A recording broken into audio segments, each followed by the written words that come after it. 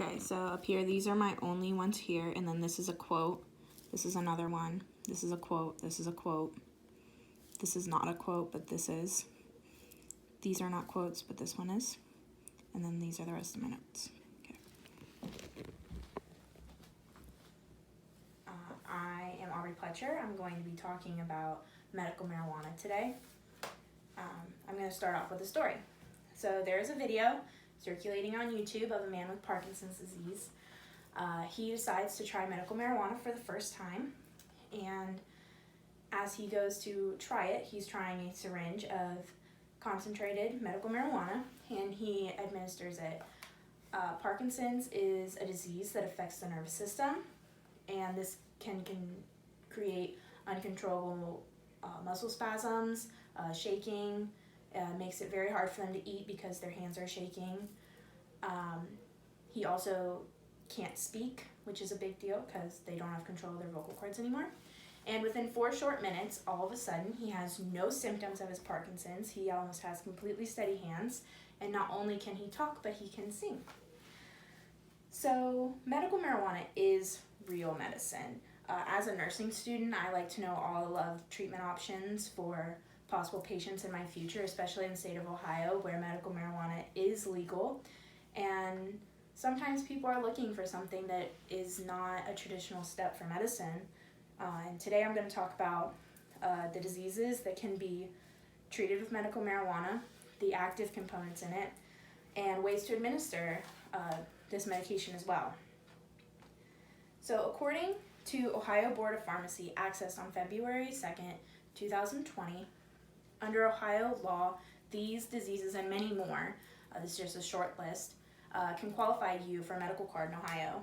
AIDS, HIV, Alzheimer's disease, Crohn's disease, glaucoma, sickle cell, spinal cord injury, and chronic pain, cancer, epilepsy, Parkinson's disease, and PTSD. Now that I've talked about the diseases that can be treated, I'm going to talk about the active components in medical marijuana. Medical marijuana has almost over 100 active components. The 2 main ones, though, are THC and CBD.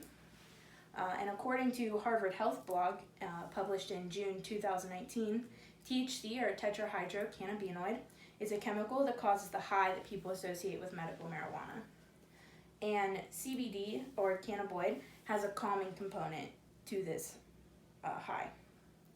And according to Marijuana's Medical Future by David Nunes, in 2015, when THC and CBD1, which is a version of CBD, are active together, this stimulates appetite in patients with AIDS or cancer to try to stimulate appetite and suppress nausea, which are very big symptoms when treatment's undergoing or just with the disease as well. Now that I've talked about the active components in medical marijuana, I'm going to talk about ways to administer. One way to administer is a pill form, and according to the New York Times, published in November 4th, 2013, medical marijuana pills are available a lot of the times for those who want to stimulate appetite. They use this form. There's also inhalation, which would be smoking it, which is the typical way, you think about marijuana, that people are smoking it.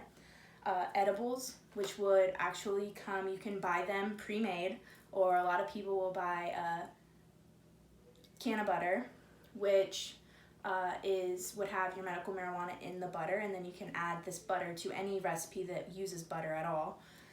And then there's concentrate, which is what I spoke about with the man with Parkinson's. And according to the Patriot Care MA medical marijuana dispensaries, accessed on February 2nd, 2020, concentrated marijuana are the oils and extracts. This form intensifies the marijuana's qualities that the patient is looking for. So with someone who has Parkinson's, they don't want to wait 20 minutes before their medication kicks in. They want it instantly. They want relief from their symptoms so they can go on and lead a normal life.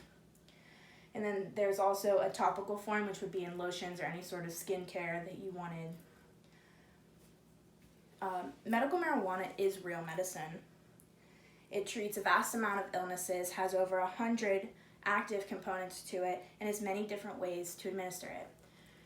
As I finish, I want everyone to think about people who have severe illnesses, who have no control of it and over it, and really there are no treatments to it. And a lot of times medical marijuana can give them relief to their symptoms. And just because it's not traditional, it doesn't mean that you shouldn't be informed about it, because it is real medicine.